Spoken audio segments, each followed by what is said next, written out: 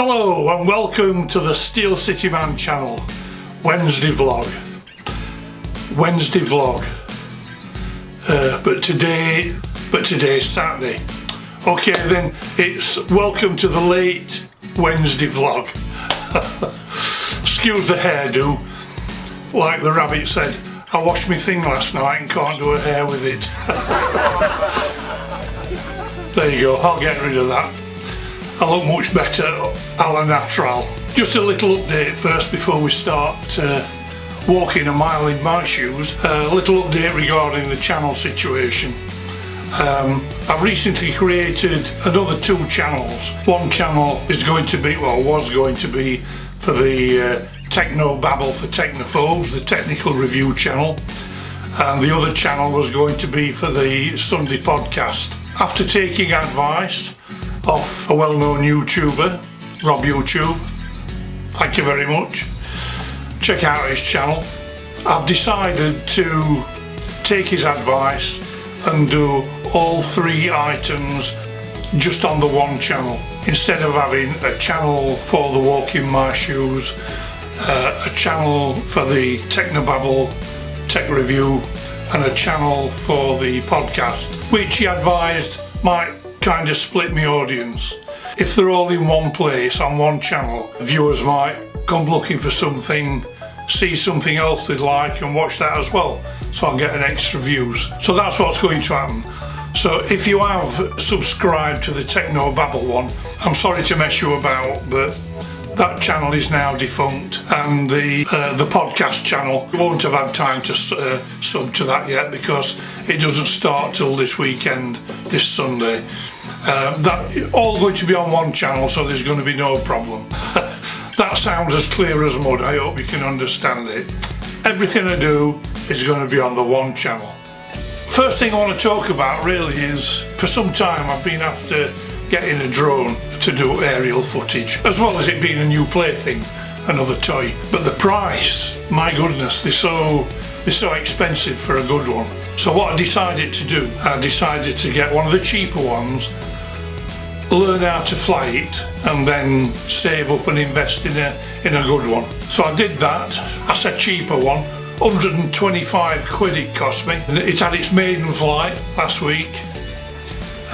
One of the few breaks in the rainy weather we've been having. So I tried it out in my back garden, set everything up, calibrated it. Up it went, and immediately flew into the privet pigeon and broke. Maiden flight. I'm going to christen it the Titanic because it went down with all hands. It really did. Just smashed into the privet, messed one of the motors up, and it's going to cost money to repair now. I don't know. Talk about a letdown. And speaking of letdowns, I also bought an Avista handheld sound recorder. Here we are. Quite a handy little device. Very good construction, made of metal. Excellent sound quality. It just stopped working for absolutely no reason. No good.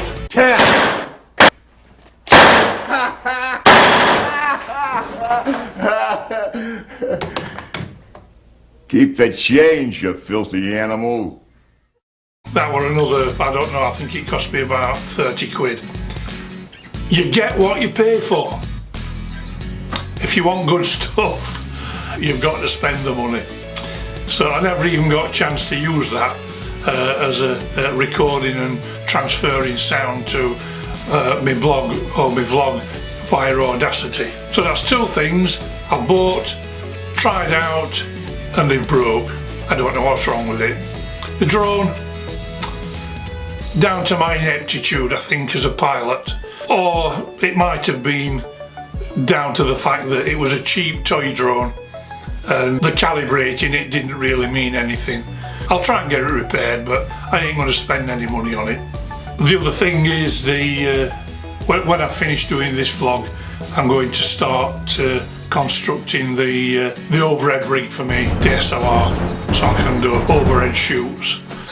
It sounds so easy, but with my skills as a DIY merchant, I don't know. I hope it does turn out alright. All the trouble I went, if you saw the rant I did about a bolt to bolt my kingdom for a bolt, it better turn out alright. Hope it does anyway. If not, back to the drawing board. But it's a YouTube design, I'm copying it off YouTube, so it should work.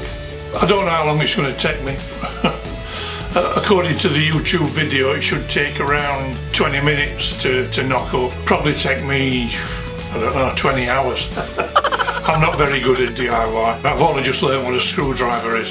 When I've done that, I'll give it a try out, do an overhead shoot, see what that looks like. Another thing is, I don't know whether I've mentioned this before, I think I have. Very early on in my vlogging career, I'm quite into genealogy, doing family trees.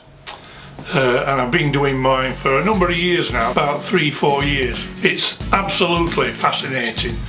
But at the moment, this vlogging experience has kind of taken over. I've left the family tree alone for quite a while, and I've really got out to practice at it.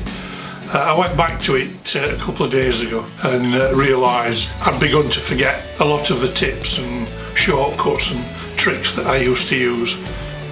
Must write them down.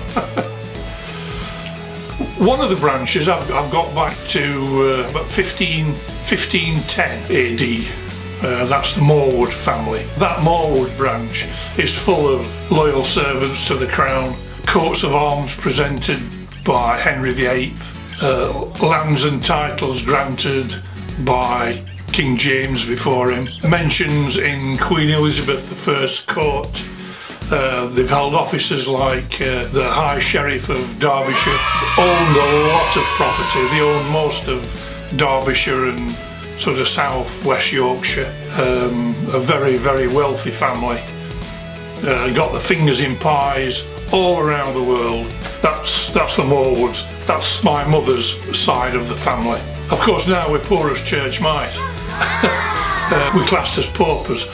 Because at one time in the early 1700s, Godfrey Morwood, one of the guy that owned all the assets, he died without leaving an heir. For some reason, rather than all the assets being left to his next of kin, everything went to his wife, which was very unusual in those days.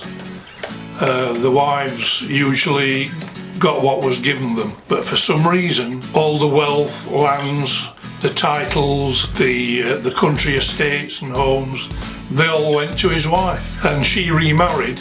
She outlived her second husband, married again, then she died, and all the estates naturally went to her husband, who went by the name of Palmer. But because he inherited all the Morwood estates, they changed the name to Palmer Morwood for some kind of legal thing. Anyway, for generations upon generations, the Morwoods fought and pauperised themselves, trying to regain the family wealth, titles, land, etc. And as each generation went on, all the assets were spent trying to get the lands back. All to no avail. There it is, there's a statute, I can't remember what they call it. I mean, basically the Morwoods argued that the estates and the wealth were fraudulently passed to Godfrey Morwood's wife, and for generations they battled to prove this and spent all what money they had trying to do that. And finish up, the Morwoods became normal, ordinary, sort of working class citizens, and there are tales in the family of how this fortune slipped through the fingers fraudulently, and there's tales of skullduggery, murder, intimidation, all kinds of history. There you go. Family history is absolutely fascinating. On my line, the Pinder line, well, it's full of bastards, murderers, criminals, and absolute poverty. Ancestors born in workhouses, a proper sorry tale. 2 of them were actually hung for murder at Armley Prison in Leeds in 1924, the Fowler brothers. Quite a dark piece of history, which stems from the Sheffield gang wars of the 1920s. Another fascinating piece of history. And in the details below, I'll mention a book which details the Sheffield gang wars, how they were overcome, the personalities involved. Sorry about that, my phone's dinging. Must be my beautiful wife wanting a lift home. Just hang on a sec. It's the wife. Warning. Warning. Oh, she's got fed up of waiting. She's coming home on the bus. Well, that's it. On one branch of the family, we've got wealth and titles, connections with royalty. Not that we've got royal blood, but they were very well connected with the monarchs of the 15, 16 and 1700s. And on the other side, like I said, bastards, murderers. I don't think we had anybody transported to Australia.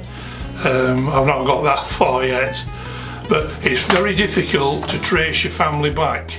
As soon as you come across the first bastard, that's it. There's no mention of the father. You can't get back through the father's line because nobody knows who it were. I mean, my grandfather, he was illegitimate. It was his mother, my great-great-grandmother. She was caught pregnant out of wedlock, sent to London, of all places, sending a Yorkshire woman to London to have the child and to stay down there for the first few years of his life. And my great-grandfather Joseph was born in a workhouse in what was then, or what is now, Middlesex, in the workhouse. Came back up to Yorkshire when he was about 3 years old with his mother, Wales from Barnsley. So we've got Barnsley roots, something to be proud on. But like I said, it's very, very interesting. Lots of blocks, lots of stone walls, but it's fascinating when you manage to break through and carry the line on. I've currently got something like about 1,300 people in the tree. Like I said, stretching back to 1510 on one branch, and maternal wise, well, on my paternal side, I can only get to my great grandfather, then it has to switch over to the maternal side to get back to about 1680. So there you go. I mean, is that worth a vlog on its own? I feel as though I've just I feel as though I've just given it a vlog on its own. Certainly, if you'd like to hear about my progress in genealogy, my family tree, let me know. And in the comments below, just let me know, and I'll prepare a vlog for that. But for the moment, we'll leave it there because it is extremely involved. Might be even worth inventing a new section, which I don't know, perhaps goes out quarterly or something like that. Progress on the family tree. We'll have to give it a whirl and see where it goes. I'll wait for your comments and see what you say. If you'd like to see this incorporated into the Steel City Man channel, then I certainly will. The last thing is a bit of an improvement on yesterday. I've now got 123 subscriptions. Wahoo! Keep on coming, folks. You're doing my ego so much good. Really am. And it's spurring me on to do more. 123 subs. The names haven't shown up yet, if indeed they've put the names on. Quite often people sub, but they don't put the names on. They don't let it be known to the public who they're subbing to. So if you're one of those people who haven't put the names on the subs list, I do thank you very much. Usually when people sub to me, I send them a message saying thank you very much for the sub. I usually reciprocate it if they've got a channel, and so if they sub to me, I sub to them. There you go. That's about it. I'll go and wait for my good wife to come home. She's been visiting my mother today, who's not very well. She goes down most days, bless her cotton socks.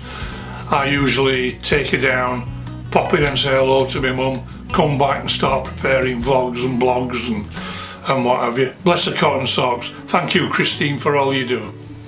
And thank you for watching. If you've enjoyed watching this channel, folks, give me a thumbs up. Very much appreciated. If you like it that much, please subscribe. I will be over the moon to get 124 subscribers. And if you do subscribe, don't forget, ring the bell, then you can tell when I upload more. Okay, that'll do for now then, folks. Thank you so much. Bye for now. Do